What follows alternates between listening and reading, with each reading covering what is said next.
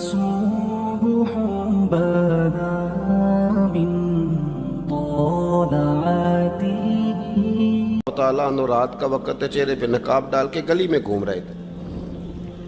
میں بھی گلی میں نکلتا ہوں، آپ بھی نکلتے ہیں، لیکن مقصود یہ ہے کہ ذرا پتہ کریں باہر کی ہوا کیسی ہے۔ مقصود یہ ہے کہ پتہ کریں کہ آج برگر کس دکان کا اچھا ہے، معلومات کریں کہ محلے کی سیاست کس رخ جا رہی ہے۔ وہ بھی نکلتے تھے، لیکن مقصود یہ نہیں تھا۔ مقصد سمجھ گئے تھے نا، وہ اس لیے نکلتے تھے کہ پتہ کروں کوئی دکھی تو نہیں، کوئی تکلیف میں تو نہیں، کوئی آزمائش میں تو نہیں۔ دیکھیں نا، کام وہی ہے، میں بھی کرتا ہوں، آپ بھی کرتے ہیں، ساری دنیا کرتی، لیکن وہ ایکم احسن عملا، کردار کس کا ستھرا ہے، ذہن کس کا اونچا ہے، ذوق کس کا بڑا ہے۔ زندگی وہ بھی بتا گئے، ہم بھی گزار رہے ہیں، لیکن وہی کمزور باتیں اور وہی روایتی گفتگو اور وہی لب و لہجہ اور وہی دنیا داری کے مخصوص سی ہماری گفتگو، فلاں کیا کر رہا ہے، کہاں پہنچ گیا۔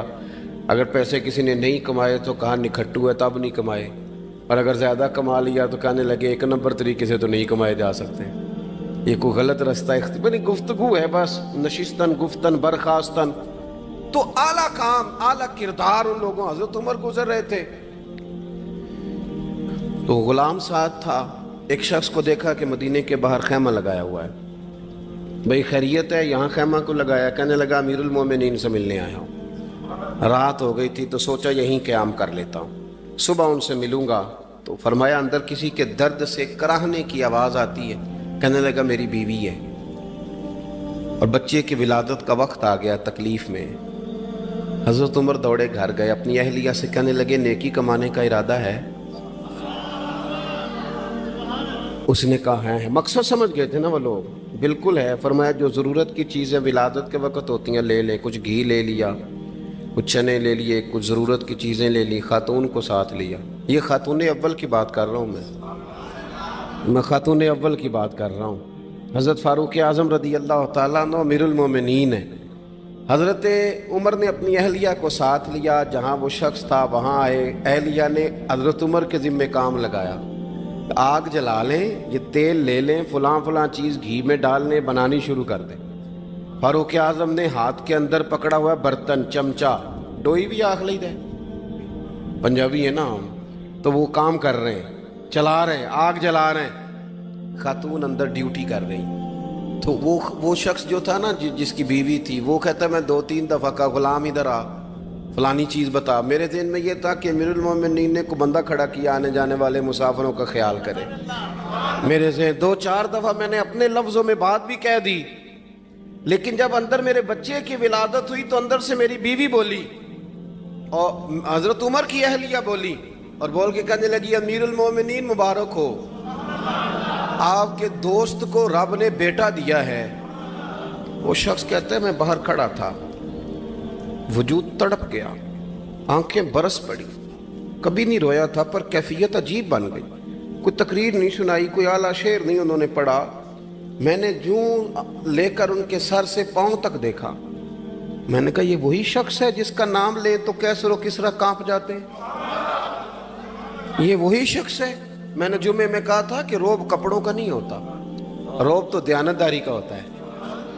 ہاں بڑا مال کما کے لوگوں نے بنائی ہوتی ہے کار کوٹھی، تو بندے کھڑے ہو کے کہہ دیتے ہیں 2 نمبر طریقے سے آیا ہے، اور 13ویں-14ویں گریڈ کا ملازم ہو تو اس کے سامنے بہت بڑا افسر ڈر رہا ہوتا ہے یار بندہ دیانتدار ہے، یہ رشوت نہیں لیتا، سفارش نہیں مانتا، یہ میرٹ پہ کام کرتا ہے۔ تو روب تو آپ کی دیانتداری کا ہے، آپ کی سچائی کا ہے۔ اپنی زندگی میں جو لوگ مقصد سمجھ گئے، مقاصد پا گئے، کچھ کر گئے، ہم ذرا الجھ گئے ہیں۔ پہلے اتنا شاندار مکان بناتے ہیں، پھر مرنے کو کس کا دل چاہے، اتنی محنت کر کے جو ہے وہ کوٹھی بنائی ہے تو اب چھوڑ کے کون جائے۔ وہ تیار بیٹھے تھے، انہیں نبی کریم نے کہا تھا کن فی الدنیا کانک غریب او عابر السبیل، تم نے مسافروں کی طرح رہنا ہے۔ او میرے بھائی، کبھی دیکھا ہے ایئرپورٹ پہ مسافر لڑتا ہو کہ میں نے یہ جگہ خریدنی ہے؟ اسے پتہ ہے کہ ابھی فلائٹ آنی ہے، میں نے تو چلے جانا ہے۔ ریلوے اسٹیشن پہ جو جگہ ہوتی ہے وہ خریدنے کے لیے لوگ رٹا نہیں ڈالتے، انہیں پتہ ہے پہلی ٹرین سے چلے جانا ہے، बस स्टॉप पे झगड़े नहीं होते कि ये कुर्सी मेरी है, जाना जो है मिट्टी दें ते मिट्टी रहना ही, ਐਵੇਂ ਕਾਦੀ ਬੱਲੇ ਬੱਲੇ, ਅੱਜ ਮਿੱਟੀ ਦੇ ਉੱਤੇ ਬੰਦਿਆ ਤੇ कल मिट्टी दे थल्ले। इतना ज़्यादा मकसद नहीं ना जब समझते तो बेचैन है, बेकरार। बाद लोगों ने इतने पैसे जमा कर लिए कि इतने खा नहीं सकते, इतनी ज़रूरत नहीं, लेकिन इसके बावजूद है कि वो दौड़ ख़त्म होने का नाम ही नहीं ले रही। हज़रत सिद्दीक़ अकबर रज़ी अल्लाह ताला अन्हु अमीरुल मोमिनीन है। बादशाहों के बड़े बात होती है, हमारे मुल्क में ऐसे भी बादशाह गुजरे हैं कि जो सफ़र पे जाते थे तो खानसां में भी ले जाते थे, बावर्चियों को भी लेके जाते थे कि खाना मेरी मर्ज़ी का होना चाहिए। हज़रत अबू बकर सिद्दीक़ ने पानी मांगा, अमीरुल मोमिनीन, तो सहाबा ने ना शहद मिला पानी पेश किया। कोई इतनी लंबी बात तो नहीं, लेकिन सिद्दीक़ अकबर रो ही पड़े, और इतना रोए कि हिचकियाँ बन गई। लोग कहते हैं पता नहीं था किस बात पे रो रहे हैं, पर हम भी रो पड़े। हुजूर आप क्यों रोते हैं? तो आप फरमाने लगे, यार मुझे आसानियों में मुब्तला करने लगे हो, मुझे इन दुनिया की लज़्ज़ात में उलझाने लगे हो। मैं हुजूर की बारगाह में बैठा था तो अल्लाह के रसूल फरमा रहे थे, पीछे हट जा, पीछे हट जा, पीछे हट जा। मैंने पूछा, हुजूर आप किसको कह रहे हैं? तो हुजूर फरमाने लगे, दुनिया मेरे पास आई थी, वो करीब करना चाहती थी मुझे, तो मैंने उसे कहा पीछे हट जा, मेरे नेड़े ना आना, दूर हट जा। तो हट तो गई है, पर जाती दफ़ा कह गई है, सोनिया आप तो बच गए हैं, पर आपके बाद वाले कैसे बचेंगे? तो मुझे सीने से लगा ले, गले से लगा ले। मकसद अपना समझें, आमाल का हुस्न पैदा करें। अगर इंसान का मकसूद माल कमाना है तो अगर माल मिल गया तो उसके बाद फिर क्या करेगा? किसी ने तय कर लिया था कि बहुत बड़ी गाड़ी और बहुत बड़ा बंगला मुझे चाहिए, तो वो बंगला उसे मिल गया, गाड़ी आ गई। अब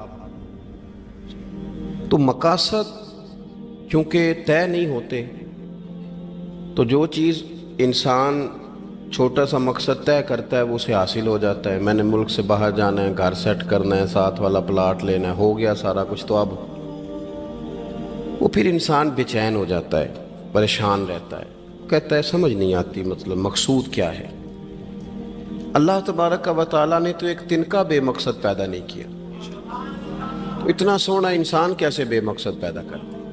तो रब करीम ने हमें बताया कि मकसद तो तुम्हारा है, मकसद है अल्लज़ी खलक़ल मौता वल हयाता लियब्लुवकुम अय्युकुम अहसनु अमला। उसने मौत और हयात इसलिए पैदा की है ताकि पता चले तुम में अच्छे अमल कौन करता है, तुम किस कदर ज़्यादा अपने रब की इबादत करते हो, किस कदर ज़्यादा हुस्ने अखलाक का मुज़ाहरा करते हो, किस कदर ज़्यादा लोगों की खिदमत करते हो, किस कदर ज़्यादा तुम दीन की तबलीग में, इशात में, अबलाग में, तरवीज में किरदार अदा करते हो। बामकसद तुम्हें बनाया, बामकसद अच्छा तरीन अमल तुम में से कौन करता है। इसलिए मौत और हयात पैदा की थी कि तुमने सुथरे से सुथरे अमाल, बेहतर से बेहतर किरदार, आला से आला तुम्हारा अंदाज़े ज़िंदगी। देखें, हमने लोगों के साथ मिल के रहना होता है, बहुत सारी चीज़ें ऐसी होती हैं कि जो तकलीफ़ का सामान बनती हैं। अब इन्हीं लोगों के साथ अल्लाह ने हमें मिल के रहने का हुक्म दिया, इनके हुकूक अदा करने का हुक्म दिया, तो साथ साथ ना दरगुजर का भी कहा, माफ़ी का भी कहा। जब इंसान माफ़ी कर देने वाला हो जाता है, दरगुजर वाला हो जाता है, तो फिर वो बड़ा हो जाता है, बड़े दिल वाला हो जाता है, बड़े हौसले वाला हो जाता है, बड़े ज़रब वाला हो जाता है, उसकी ज़िंदगी हसीन होती। तो यहाँ आए थे कुछ काम करने, वो जो हमने मकसूद बनाए थे ना, मतलब अच्छे कपड़े, अच्छी दुनियादारी, अच्छी गाड़ी, अच्छा मोबाइल सेट, वो चूँकि मकसूद नहीं था, तो उन चीज़ों के हुसूल के बावजूद भी लोग परेशान हैं। मकसूद ये था कि बेहतरीन अमल, सोना अमल, आला तरीन अमल मेरे रसूल पाक सल्लल्लाहु अलैहि वसल्लम के ग़ुलामों ने ना वो अमल करके दिखाया। आला तरीन मिजाज रखते थे और आला तरीन खिदमत, यानी लोग उनका किरदार देख के ना, किरदार और अमल देख के, हम तो लंबी तकरीरें करते हैं, बातें करते हैं, बड़ा कुछ बताना पड़ता है, लेकिन वो बस थोड़ा सा ना लोग उनके पास उठते बैठते थे, आते जाते।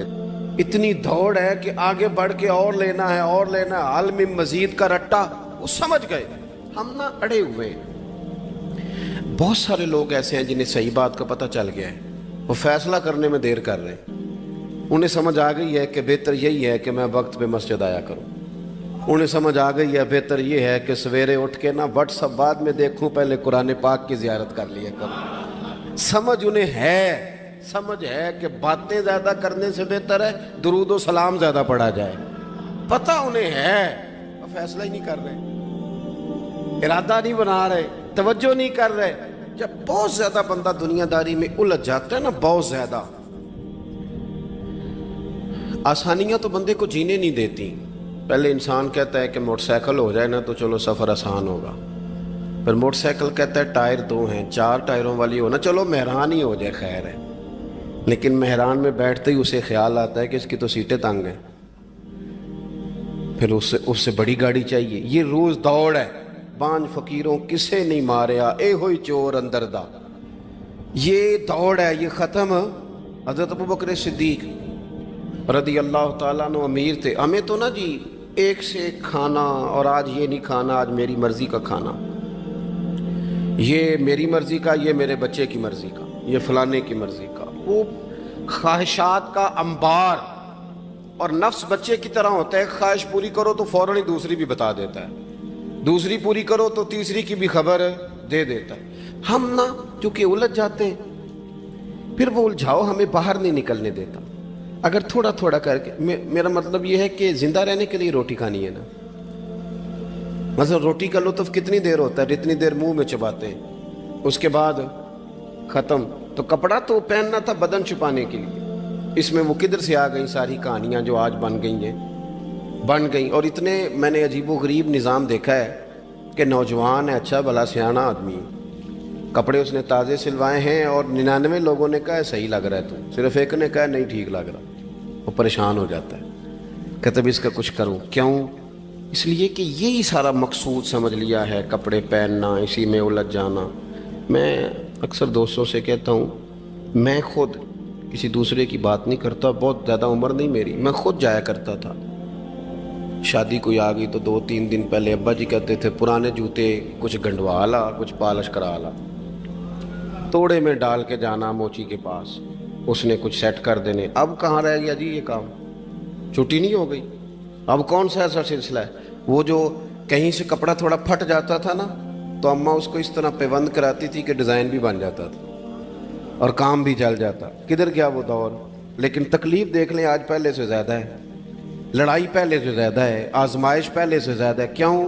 جتنی بھی خواہشات آپ بڑھاتے جائیں گے نا، مقصد فوت ہوتا جائے گا۔ جتنی بھی مقصود سفر کرنا ہے، گاڑی دکھانا تو مقصود نہیں نا، لیکن ہمیں وہ والی گاڑی چاہیے کہ لوگ ایک دفعہ انگلی منہ میں ڈالیں کہ وہ خو اس گاڑی پہ بیٹھا ہوا ہے۔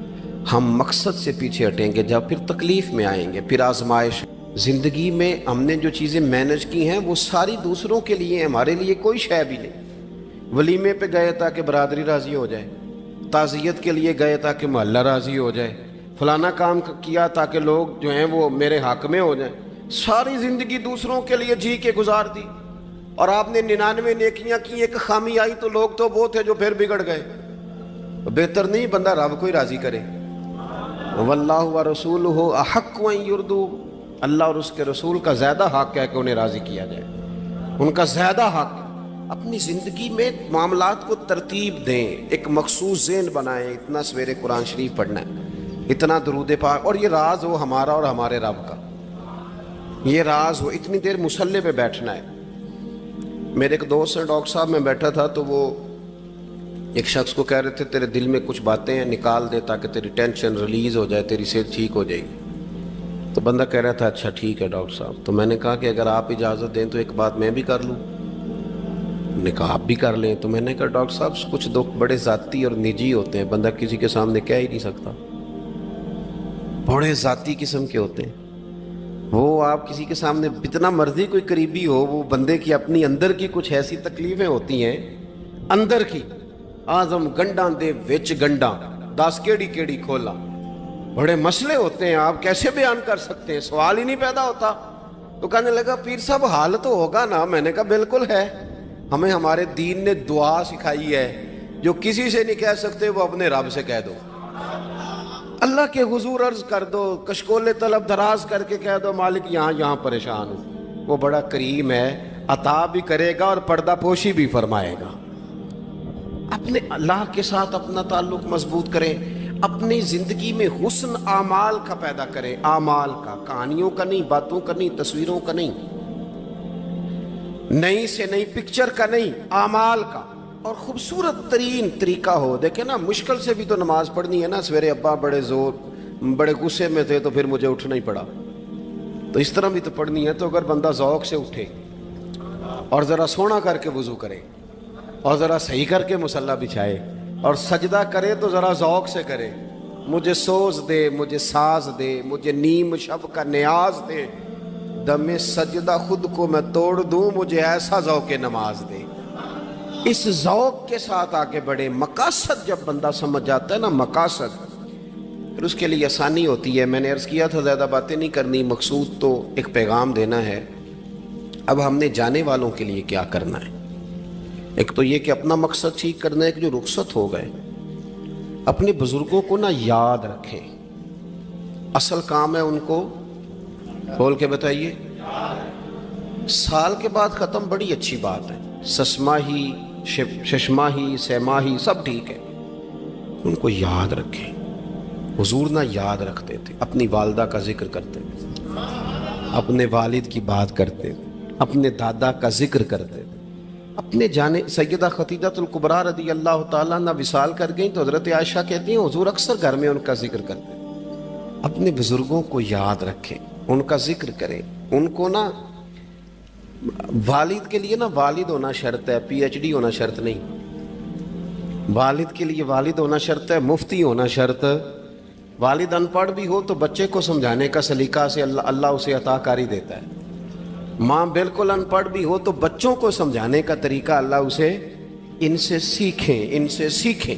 میرے والدہ اور والدہ دونوں اپنا نام نہیں لکھ سکتے تھے، تو میں اپنے دوستوں سے کہتا ہوں مجھے کبھی موقع ملے تو میں کئی جلدوں میں کتاب لکھ سکتا ہوں اپنے ماں باپ، اس لیے کہ وہ جو ہمیں سکھا گئے، جو بتا گئے، وہ انہی کا خاصہ تھا۔ تو اپنے ایک تو جانے والوں کو یاد رکھیں، دوسرا ان کے لیے دعا کریں تو درد سے کریں، سونی کر کے کریں، صحیح کر کے کریں، اکیلے بیٹھ کے کریں۔ دعا کا سب سے زیادہ تعلق آپ کے دل کی آواز کے ساتھ ہوتا ہے، اور جس طرز میں حضور نے ہمیں حدیث سکھائی ہے نا، اس رنگ میں کبھی آپ حدیث کو سیکھیں، سمجھے نا۔ حضور فرماتے ہیں جس طرح دریا میں ڈوبنے والا سہارا تلاش کرتا، دریا میں اسے کتنی کو جلدی ہوتی ہے، غوطے لگ رہے ہوتے ہیں، وہ اس طرح کا نہیں ہوتا کہ میں عصر کی نماز کے بعد پھر آؤں گا تجھے نکالنے، اس طرح تو نہیں نہ ہوتا۔ دریا میں ڈوبنے والا جس طرح کشتی سہارا تلاش کرتا ہے، حضور فرماتے ہیں اس طرح قبر میں جانے والا دعاؤں کا انتظار کرتا ہے۔ آپ نے دیر کر دی دعا مانگنے میں، ختم دلانے میں دیر کر دی، کت صبح شام ہمہ وقت دعا۔ ابھی آپ آیتیں سن رہے تھے سورہ ابراہیم کی، اللہ نے نماز میں رکھ دی، ربنا اغفر لی ولی وللمؤمنین یوم یقوم الحساب۔ ایک تو نے یاد رکھیں، خوب دعا کریں، اور دوسرا کوشش کریں کہ وہ جو نیکیاں کرتے تھے وہ نیکیاں بھی جاری رہیں، جن لوگوں سے ان کا اچھا تعلق تھا وہ تعلق بھی قائم رہے۔ یہ بھی کوشش کریں کہ ان کے لیے صدقات و خیرات کریں، اور قیمتی صدقہ دیں۔ قیمتی، میں بات ختم کرنے لگا ہوں، بس قیمتی صدقہ دیں، قیمتی۔ 15 تولے سونا گھر میں پڑا ہوتا ہے، قیمتی ہوتا ہے نا۔ کبھی کسی نے چوک میں بتایا کہ آج 15 تولے سونا میرے گھر میں پڑا ہے؟ بولو نا، لگتا ہے تو 10 چھڑنا ہے۔ اگر گھر میں 50 لاکھ روپے کیش پڑا ہو تو چوک میں گلی میں آ کے آپ بات کریں کہ گھر میں پیسے پڑے ہیں؟ کیوں؟ کہ وہ قیمتی ہیں، کوئی لے نہ لے۔ تو یہ جو 5000 مسجد دیکھ کے سارے محلے کو بتاتے ہو، یہ بھی صدقہ تھا، یہ بڑا قیمتی چیز تھی، یہ بتانے والا نہیں تھا، یہ تو نیکی تو قیمتی تھی۔ قیمتی چیز جو ہوتی ہے وہ تو چھپائی جاتی ہے کہ بتائی جاتی ہے۔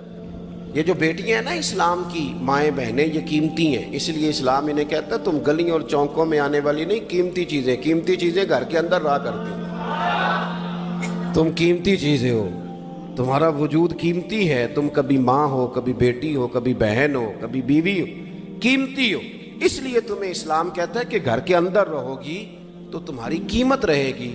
کچھ چیزیں ایسی ہیں جو چوکوں میں گلیوں میں پھیل جائے تو ان کی قیمت نہیں رہتی. اس لیے تمہیں کہا جاتا ہے کہ گھر میں رہو. یہ جو تمہیں چوکوں میں لاتے ہیں یہ تمہیں بے وقت کرنا چاہتے ہیں, بے قیمت کرنا چاہتے ہیں. انسان تھوڑی دیر کے لیے, اگر تھوڑی دیر کے لیے غور کرے تو بڑے بڑے جانور انسان سے بڑے طاقتور ہیں, لیکن اللہ نے ان کی نکیل انسان کے ہاتھ میں تھما دی.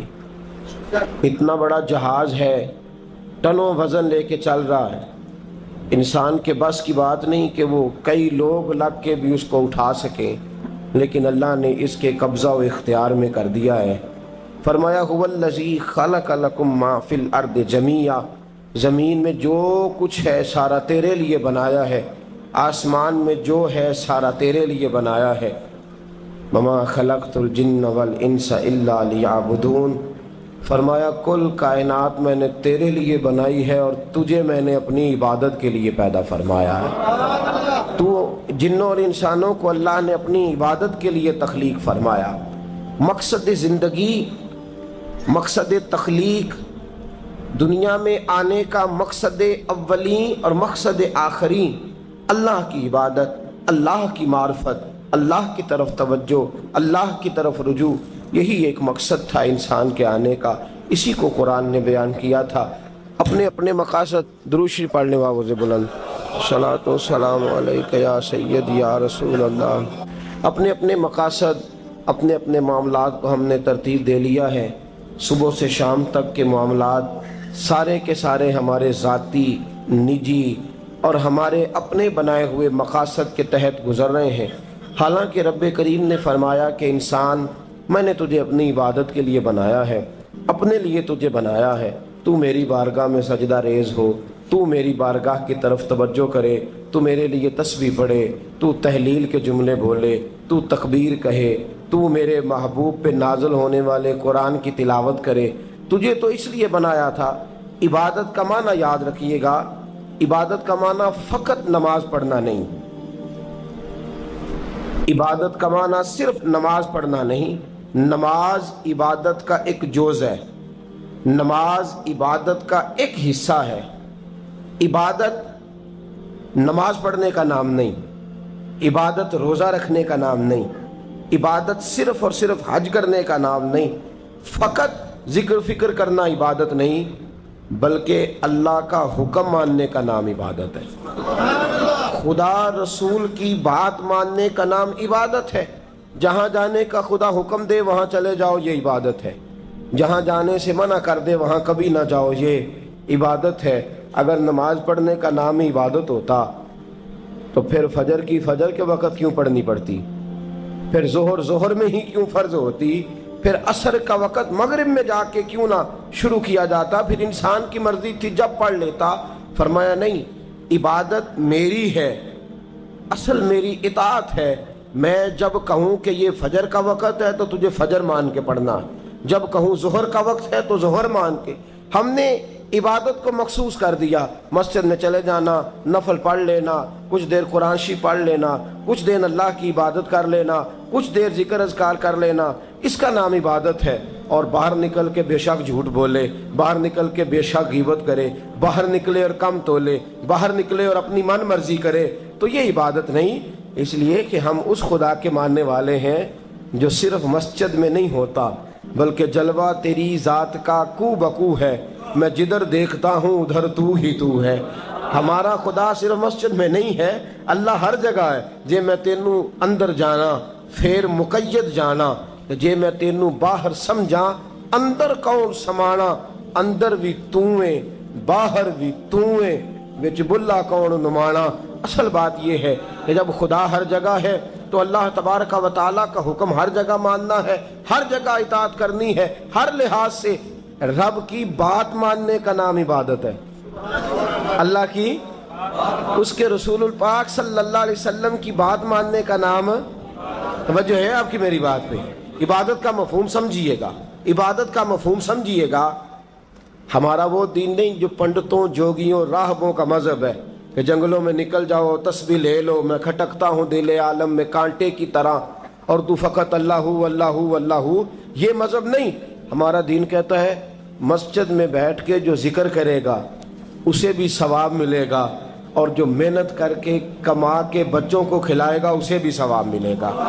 ہمارا دین یہ کہتا ہے جو مسجد میں بیٹھ کے قرآن پڑھے گا اسے بھی ثواب ملے گا، اور جو گلی میں پڑا ہوا کانٹا اٹھا دے گا اسے بھی اللہ اجر عطا فرمائے گا۔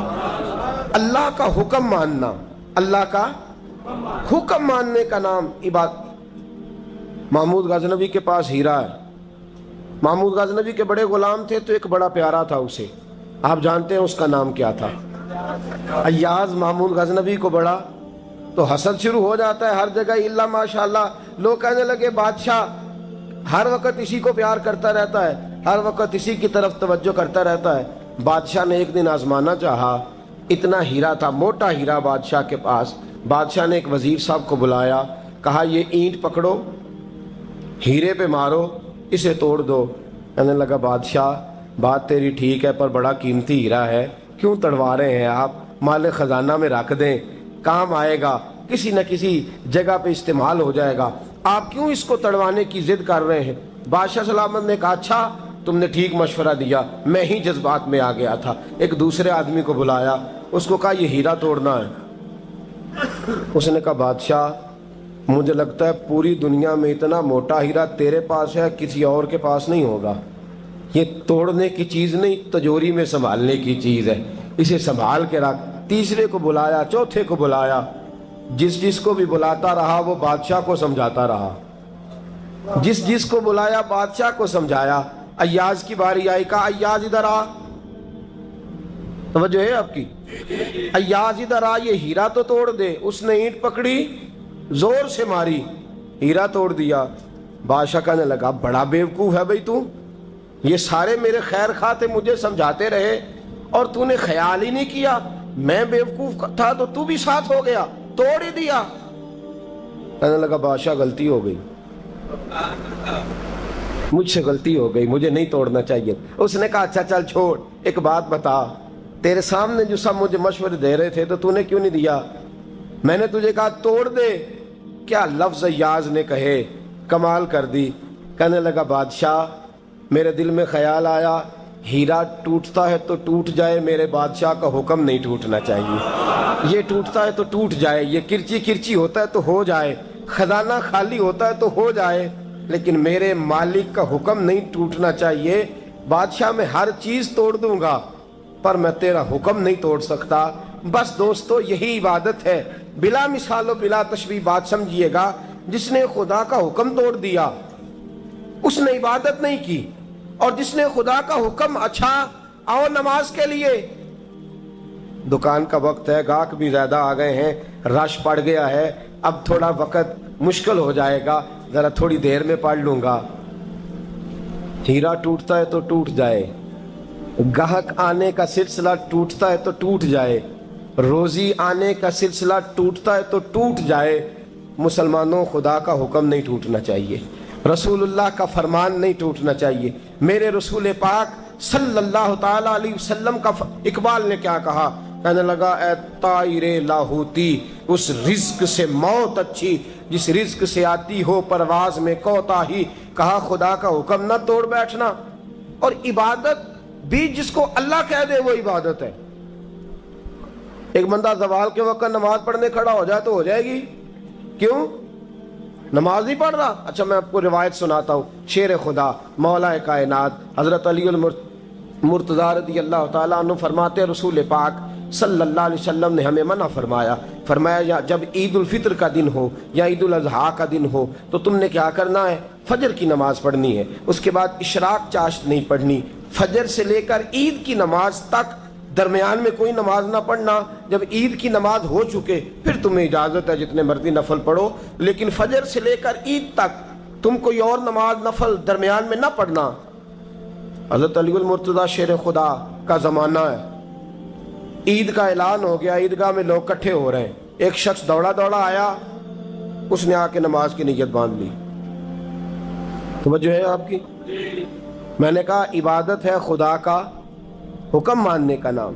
حضرت علی رضی اللہ تعالیٰ عنہ نے نماز کے بعد اس شخص کو بلایا، فرمایا ادھر آ، تجھے نہیں پتا کہ جب تک عید کی نماز نہیں ہوتی کوئی اور نفل نہیں پڑھیں گے؟ کہنے لگا جی میں نے نماز ہی پڑھی ہے، کوئی جرم کیا ہے؟ نماز پڑھی ہے نا، میں نے سجدہ کیا ہے، کوئی جرم ہے؟ حضرت علی نے تلوار نکال لی، فرمایا جو مصطفیٰ کی سنت توڑ کے نفل بھی پڑھے گا میں اس کا بھی سر قلم کر دوں گا، جو رسول پاک کے حکم کے خلاف عبادت بھی کرے گا اس کو بھی قتل کر دیا جائے گا، توبہ کر۔ یاد رکھیے گا عبادت خدا رسول کی بات ماننے کا نام ہے۔ آپ سویرے 8 بجے اٹھ کے کھڑے ہو جائیں کہ میں نے تو فجر پڑھنی ہے، فجر کا وقت 8 بجے نہیں ہوتا، وہ گزر گئی 4 بجے، 4:15 بجے ہو چکا۔ ایک شخص شام 7 بجے کھڑا ہو جائے کہے جی میں تو ظہر کی نماز 7 بجے پڑھا کروں گا، یہ کیسے ممکن ہے؟ اس کا وقت تو 2 بجے کے راؤنڈ اباؤٹ ہے، تجھے اسی وقت ادا کرنی۔ یاد رکھیے گا عزیز ساتھیو، عبادت اللہ کا حکم ماننے کا نام ہے، لیکن عبادت کی بہت بڑی جو ایک رکن ہے، عبادت کا بہت بڑا جو ایک جز ہے وہ نماز پڑھنا، بہت بڑا جز۔ حضرت محمد بن ابی بکر حضرت صدیق اکبر کے صاحبزادے رضی اللہ تعالیٰ عنہ کیا فرماتے ہیں؟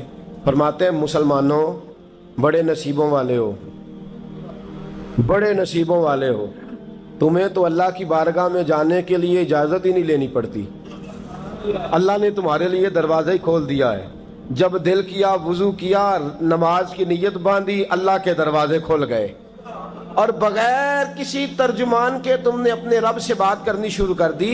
عبادت ایسی نعمت ہے، اللہ کی بارگاہ میں کھڑے ہونا، سجدہ کرنا اتنی بڑی فضیلت کی بات ہے۔ یہ حدیث میرا خیال ہے آپ کو کبھی بھولنی نہیں چاہیے۔ سید عالم نور مجسم شفیع معظم صلی اللہ علیہ وسلم نے فرمایا بتاؤ اگر کوئی کسی کے گھر مہمان جائے تو میزبان اس کے ساتھ کیا سلوک کرے گا؟ تو صحابہ کہنے لگا یا رسول اللہ جتنا میزبان اچھا ہوگا اتنا ہی اچھا سلوک کرے گا، جتنا وہ اعلیٰ ہوگا اتنا ہی اعلیٰ سلوک کرے گا، جتنا وہ عرفہ ہوگا اتنی ہی اس کی بات بھی بڑی ہوگی۔ نبی پاک صلی اللہ علیہ وسلم نے فرمایا جو مسجد جاتا ہے وہ اللہ کا مہمان ہے، جو مسجد جاتا ہے وہ اللہ کا مہمان ہے۔ فرمایا میزبان کے ذمے ہے کہ مہمان کے اوپر رحمت کرے، کرم کرے۔ فرمایا جب تو مسجد جاتا ہے تو خدا بھی رحمتوں کے دروازے کھول دیتا ہے، اللہ تیرے لیے فضل کے دروازے کھول دیتا ہے۔ نبی پاک صلی اللہ تعالی علیہ وسلم نے فرمایا جب تو اپنے گھر سے مسجد جانے کے لیے ابھی نکلتا ہے، ابھی تو گیا نہیں، ابھی تو نکلا ہے، فرمایا تو نے سیدھا پیر اٹھایا ہے تو تیرا ایک درجہ بلند ہو گیا ہے، تو نے الٹا قدم اٹھایا ہے تو تیرا ایک گناہ معاف ہو گیا ہے، پھر تو نے سیدھا قدم اٹھایا ہے تو تیرا ایک درجہ بلند ہو گیا۔ اپنی اپنی طبیعت ہے نا۔ حضور نے حدیث سنائی، حضرت سیدنا اسید بن حضیر رضی اللہ تعالیٰ عنہ دیہاتی آدمی تھے، مسجد نبوی سے دور گھر تھا، مسجد آنے جانے کے لیے گدھا رکھا ہوا تھا، گدھے پہ بیٹھ کے مسجد آتے تھے، نماز پڑھ کے اسی پہ بیٹھ کے لوٹ جاتے تھے۔ جس دن حضور نے فرمایا نا ایک قدم پہ ایک گناہ معاف ہوتا ہے، ایک قدم پہ ایک نیکی ملتی ہے، گدھا گھر ہی چھوڑا ہے۔ صحابہ کہنے لگے یار دور کا تیرا سفر ہے، تم آرام سے گدھے پہ آ جا۔ کہنے لگے کیوں؟ میں کیوں گدھے پہ آؤں؟ میں تو روز پیدل آؤں گا، تم سب کے تھوڑے تھوڑے گناہ معاف ہوں گے، تھوڑے تھوڑے درجے بلند ہوں گے، میں نے چونکہ دور سے آنا ہے اللہ میرے زیادہ گناہ معاف فرمائے گا، میرے زیادہ درجے بلند فرمائے گا، میرے اوپر زیادہ کرم نوازی فرمائے گا۔ جو مسجد کی طرف چل کے آیا ایک ایک قدم پر اللہ اس کے درجے بلند کرے گا، ایک ایک قدم پہ اللہ اس کے گناہ معاف کرے گا۔ نبی پاک صلی اللہ تعالی وسلم کی اپنی سنت کیا ہے؟ حضرت زید بن ثابت رضی اللہ تعالیٰ عنہ فرماتے ہیں میں ایک دن حضور کے ساتھ مسجد کی طرف نکلا، جب ہم جانے لگے نا تو جو رسول پاک کا انداز تھا نا چلنے کا وہ بڑا پیارا ہوتا تھا، دھیما سا چلتے تھے، نظر مبارک جھکی رہتی تھی۔ سید عالم صلی اللہ علیہ وسلم کی ادائیں ایسی حسین تھیں، تیری سیرت تیری صورت زمانے سے نرالی ہے، تیری ہر ایک ادا پیارے ادائے بے مثالی ہے۔ فرمایا جھکی جھکی نظروں سے حضور چلتے تھے۔ آج میں ساتھ ہوں، پہلے بھی کئی دفعہ ساتھ تھا، مسجد کی طرف جا رہے تھے، کسی جگہ سے واپس لوٹے تھے، کسی کے گھر سے مسجد جا رہے تھے۔ فرمایا ہلکے ہلکے قدم، چھوٹے چھوٹے قدم، آہستہ آہستہ حضور چل رہے ہیں۔ فرماتے ہیں میرے دل میں بار بار خیال آتا بار بار خیال آتا کہ یہ حضور کا چلنے کا وہ انداز نہیں جس انداز میں حضور چلتے ہیں. چلتے پہلے بھی دھیما ہے، چلتے پہلے بھی بڑا پروقار ہے، لیکن آج کچھ زیادہ ہی آہستہ چل رہے ہیں، آج قدموں میں زیادہ ہی ٹھہراؤ آ گیا ہے. فرماتے میں بے چین تھا، میرے دل میں تصور تھا، جرت نہیں کرتا تھا پوچھ لوں اے پائے نظر ہوش میں آ یہ کوہ نبی ہے، آنکھوں سے بھی چلنا یہاں بے ادبی ہے. جرت نہیں ہوتی تھی کہ پوچھ ہی لوں، استفسار ہی کر لوں. فرماتے مسجد کا دروازہ آیا. کمال یہ تھا کہ آگے آگے حضور تھے، پیچھے پیچھے میں تھا. جب مسجد کا دروازہ آیا تو حضور نے رخ پھیرا، فرمایا تو سوچ رہا ہوگا کہ میں آہستہ آہستہ کیوں چل رہا ہوں، تو سوچ رہا ہوگا کہ میں آہستہ. ایک شعر ہے، اللہ کرے آپ کو یاد رہ جائے. میں بریلی شریف حاضر ہوا تو میں نے، ہمارے ایک شیخ تھے حضرت صدر العلماء علامہ تحسین رضا صاحب رحمۃ اللہ علیہ، میں نے ان سے کہا حضرت جی کو تازہ شعر لکھ کے دے مجھے، تازہ. تو کہنے لگے لو تازہ شعر آیا ہے، ابھی لکھا ہے. اعلیٰ حضرت فاضل بریلوی کے بھائی تھے مولانا حسن رضا، ان کے پوتے ہیں مولانا تحسین رضا رحمۃ اللہ تعالیٰ علیہ. 2008 میں آپ کا وصال ہوا. تازہ شعر لکھا. کہنے لگے علم غیب رسول کے منکر اس حقیقت کو بھول جاتے ہیں. اللہ کرے آپ شعر کے حسن کو سمجھیں، اور جو شعری ذوق کے لوگ ہیں وہ سمجھے کہ بات کہاں سے چھیڑی ہے، کہاں تک گئی ہے. علم غیب رسول کے منکر اس حقیقت کو بھول جاتے ہیں. غیب مانا کہ راز ہے، لیکن راز اپنوں سے کب چھپاتے ہیں. علم غیب رسول کے منکر اس حقیقت کو بھول جاتے ہیں. غیب مانا کہ راز ہے، لیکن راز اپنوں سے کب چھپاتے ہیں. حضرت زید بن ثابت رضی اللہ تعالیٰ عنہ فرماتے رخ پھیرا اور حضور نے فرمایا تو سوچ رہا ہوگا کہ سونے آج بڑے دھیمے دھیمے قدم چل رہے ہیں، بڑا آہستہ آہستہ قدم اٹھا رہے ہیں. حضور نے فرمایا جو مسجد کی طرف چل کے جاتا ہے اللہ کی رحمت آگے بڑھ کے اس کا استقبال کرتی ہے. اور فرمایا جتنے قدم زیادہ ہوتے ہیں اتنے درجے بھی زیادہ بلند ہوتے ہیں. میں اس لیے آہستہ آہستہ آیا ہوں کہ اللہ میرے زیادہ درجے بلند فرما دے. اس لیے آیا ہوں کہ زیادہ درجے. مسجد میں اس لیے آہستہ. عبادت کی فضیلت دیکھیں، گھر سے بندہ چلے، ابھی پتہ نہیں مسجد میں وضو کرنا ہے اس نے، ابھی پتہ نہیں 2 رکعتیں پڑھے گا کہ 4 پڑھے گا. فرمایا عبادت کے لیے نکل بھی پڑے تو اللہ اس کے درجے بلند کرنے شروع فرما دیتا ہے. درجے بلند ہونے شروع ہو گئے. بنو سلمہ قبیلہ ہے، محلہ ہے. بنو قریظہ یہودیوں کا محلہ تھا، اس کے بعد بنو سلمہ مسلمانوں کا محلہ تھا، اور تقریباً آج کے حساب سے 1.5-2 کلومیٹر کا فاصلہ تھا مسجد نبوی سے. پیدل چل کے آتے تھے لوگ. کتنے کلومیٹر؟ پیدل چل کے آتے تھے، وہاں سے پیدل آتے تھے نماز پڑھنے. مسجد نبوی کے ساتھ یہودیوں کے مکان تھے، انہوں نے وہ جگہ خالی کر دی. بنو سلمہ قبیلے کے لوگوں نے چاہا کہ ہم جگہ کو خرید لیں. نبی کریم علیہ السلام کو پتہ چلا، حضور نے بلایا، فرمایا مجھے پتہ چلا ہے تم مسجد کے قریب آنے لگے ہو، ویسے ایک بات میرے دل میں ہے، میرا دل کرتا ہے کر دوں. صحابہ مسجد کے قریب رہنا پسند کرتے تھے، اور آج کل جی اے مولوی سون نہیں دیں دے. یقین کریں مسجد کے دائیں بائیں آگے پیچھے جو گھرانے ہوتے ہیں وہ کہتے ہیں جی ہم بڑے پریشان ہیں، یہ تو ہمیں سونے نہیں دیتے. صحابہ قریب رہنا. آپ دیکھیں نا نبی کریم علیہ السلام کا گھر دروازہ مسجد میں کھلتا ہے، حضرت صدیق اکبر کا گھر دروازہ مسجد میں کھلتا ہے، سیدہ فاطمہ جناب علی کا آستانہ دروازہ مسجد میں کھلتا ہے. صحابہ مسجد کے قریب رہنا پسند کرتے تھے. بنو سلمہ قبیلے کے لوگوں نے چاہا ہم بھی قریب آ جائیں. حضور نے بلایا، فرمایا مجھے پتہ چلا ہے تم مسجد کے قریب آنا چاہتے ہو. یا رسول اللہ دور سے چل کے آنا پڑتا ہے، ارادہ ہے قریب آ جائیں. حضور نے فرمایا دور ہی رہو، تم اس طرح کرو دور ہی رہو. کہا یا رسول اللہ کیا مطلب؟ فرمایا فرشتے جب بھی نیکیاں لکھتے ہیں عبادت کی، ابھی تک تمہارا پہلا نمبر ہے، ابھی تک تمہارا پہلا نمبر ہے. یا رسول اللہ کیا مطلب؟ فرمایا اس لیے کہ تم دور سے چل کے آتے ہو تو اللہ تمہیں زیادہ اجر عطا فرماتا ہے. آخر دعوانا ان الحمد للہ رب العالمین.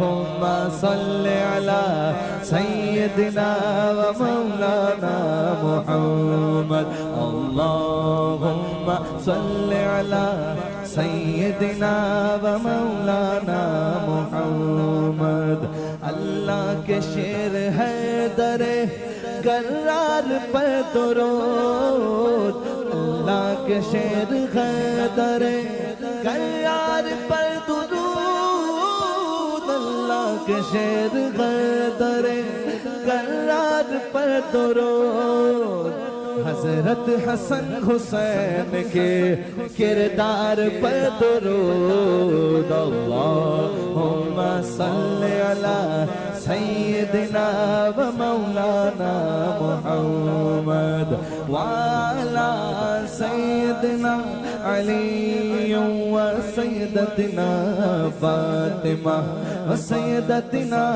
زینب و سیدنا حسن و سیدنا حسین وعلی آلہ و صحبہ و بارک وسلم زینب کی بارگاہ میں